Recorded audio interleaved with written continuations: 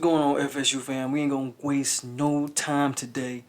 We got a commit today, landed one, so we're not gonna waste no time. We're gonna dive right in it, dive right into breaking down that tape, talk about what's going on with everything that's going on with Mr. Malik McClain. But before I get started, hit that like button, subscribe, share, and comment. You know how we get down over here at Polk County. No sports and entertainment television. Let's go. Like I said, Malik McClain, 6'5", 195 at a IMG Academy.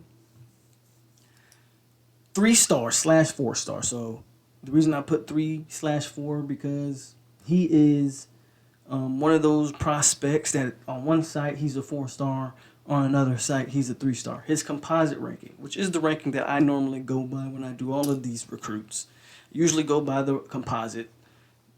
He's a 3-star. So we're gonna say he's a 3-star, but just to know, he is a 4-star on other recruiting services. So there you go. Malik McClain, 6'5", 195 at an IMG. He's the 415th player overall nationally. He's the 64th wide receiver, and he's the 68th player in the state of Florida. FSU's now nationally ranked in recruiting, and at 21. Malik had offers from Georgia Tech, Syracuse, Miami, Bama, I believe Texas A&M, and the Texas Longhorns were also looking out. He had a bunch of offers. He had some big-time schools going after him. Bama was considered to really be the school that was pushing other than Florida State for Malik, and we beat out Bama. He is the highest-rated receiver in this class right now, so he actually is rated higher than Joshua Burrell, who we also have committed. So that's 2 receivers in this class. And yeah. Let's take a look at this tape. Let's get into the tape. Let's break down what we see, what we like and don't like, and we'll go from there. Let's get into that tape. All right, so here we go. You see he's lined out wide. Guy's playing far off him. And he just runs right past him on this play. You can see once he gets going, man, he's got some good stride to him. Solid play right there. Just ran right past the DB. Here you go. Lined inside here. Somewhat, Deep throw over the top. Takes the top off the defense. Nice hands right there. Another solid play. Here he is lined out wide again. DB's a little closer this time. Goes to the outside. We're just going to do a jump ball here. Touchdown. He's already 6'5", so the DB never even stood a chance right there. DB playing off of him again. Goes in motion. He's going to go. Ooh, nice block right there. So, solid block.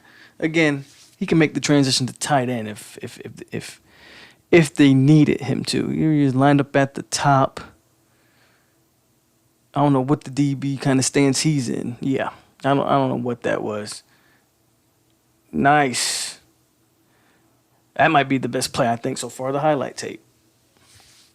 That was pretty good right there. I liked that. Ran a little curl route, got the touchdown. Here we go, running right past the DB again. So as you can see, man, that ball was even underthrown. As you can see, the 4.5 speed is real, but it takes him a little bit to get started. If you watch how he takes off, look at the space the DB's playing with right here. Yeah, right across the middle, right there. I mean, you can't give any wide receiver that space.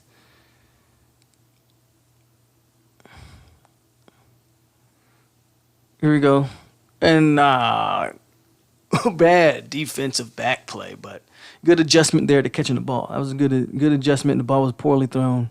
Caught the ball. Here we go. Again, I think he's just lazy in his route running. But he didn't have to be right there. There's like his get off is not very impressive.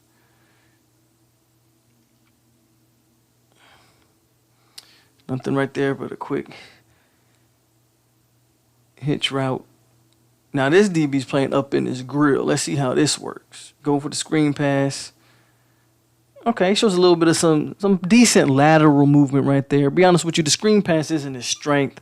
I don't expect to use him in that manner. In high school, he can get away with it. I don't think you're going to use him in the screen game in college. Boom. Nice adjustment to the ball again. Obviously, they don't have a problem having him go across the middle. So he could be used the same way right here again, going across the middle. He puts on that bulk and whatnot. Yeah, that's a guy that you're going to send across the middle at 6'5". Now again, across the middle, uses his hands, brings the ball in. That's what I like to see. I'm going to use him as a blocker right here. Yeah, not bad right there. And okay, here we go. Okay, quick pass and catch. Yep, nothing too big. Solid. He's got some solid game to him. I think he's kind of lazy in his route running and doesn't have the explosiveness off the line, but that's stuff you can work with. But there you have it, 6'5", Malik out of IMG, FSU's newest commit. All right, so as you can see from the tape, we got some things that he's good at, some things he might need to work on a little bit, but overall, I think this is a solid get. You can't coach, you can't teach size. That's what it's all about with this kid. Size. 6'5", 195 yards. Oh yeah, and they verified. He actually, unlike, not throwing any shots, but unlike Purdy, who says he runs a 4.4, Malik McClain has a verified 4.5. At 6'5", 4.5, that's pretty good. That's pretty solid. With that length and that frame at 195, yeah, he probably ends up building he could build it into a tight end. He's gonna add weight. His playing weight won't be 195. He could probably get up to 220. I mean, with that frame that he has, if you see him. I want to talk about, after watching the video, I want to talk about his pros and his cons. So with him, again, his pros, man, size. That's the biggest thing I can get. 6'5", 195. His playing weight, he probably won't play year one. He may play year one if he comes in and shows his thing. But his playing weight is going to be 200 plus. 6'5", 200 plus pounds. If he keeps that 4.5 speed, watch out. He catches the ball with his hands away from his body for the most part, what I liked in that tape. So I appreciate that. Again, he has good speeds. He has good speed once he gets started. You can see that in the tape. Good blocker. Obviously at 6'5", 195. You're going to use him on the edge to block on the edge, of course. And again, he could transition to a tight end if for whatever reason. Maybe he gets too big or if he can't maintain that speed at his size, then I think you could transition him to a tight end. So good versatile player, in my opinion. Some of the cons that I see in his game, I see a lack of explosiveness. While he has good speed, I don't see any explosive traits about him, right? He doesn't get off the line extremely well. Takes a while to get into his stride when he's running. That's the explosiveness I'm talking about. I didn't see any elite explosive jumping ability either in the tape. So there's that. I'll be interested to see what his vertical is. And also, I think he's kind of lazy in his route running from what I could see. I wasn't too intrigued by some of the route running I saw. So he's got to crisp or tighten that up, get that crisp route running going. Very kind of lazy and lackadaisical in that route running. So wasn't really a fan of the route running there. But he has all the physical tools, I think, to be successful. I think it's a good get for FSU. And my comparisonism, if you've been a Florida State fan for a while, you remember this guy. I think you're looking at a Greg Carr type of player in Malik McClain. Don't know Maybe he might have a higher ceiling than Greg Carr. Maybe, maybe not. Not too sure. But just his body style, his body style, his running style, kind of all reminds me of the Greg Carr. So that's what I go with there. And just to close, before we close out the video, you got Joshua Burrell, Malik McClain. Paysan's the next big get, right? You get Destin Paysan out of Louisiana, 6 foot, 200 pound, 105 nationally, 18 at his position, and 5 in the state of Louisiana. That would be an extremely well-rounded wide receiver core. Because then you have the explosive, top 100 player. Paysan's the explosive. Burrell is the... I like Burrell. Like, I know Malik ranks higher than Joshua Burrell. I tend to believe, personally, from what I've watched, I think Malik may be the better prospect. And then you have the big guy in Malik McClain. So Paysan still on the books. Everybody's still thinking he's going to go to Florida State. So it's just a matter of time. And then there's one guy I want to point out that Florida State's been high on and been actively recruiting. He was thought to be an Oregon commit. But Oregon's just canceled the football season. There's a chance this guy's recruitment opens up with Oregon canceling the season. Dante Thornton out of Baltimore, 6'4", 185. So he's another big guy.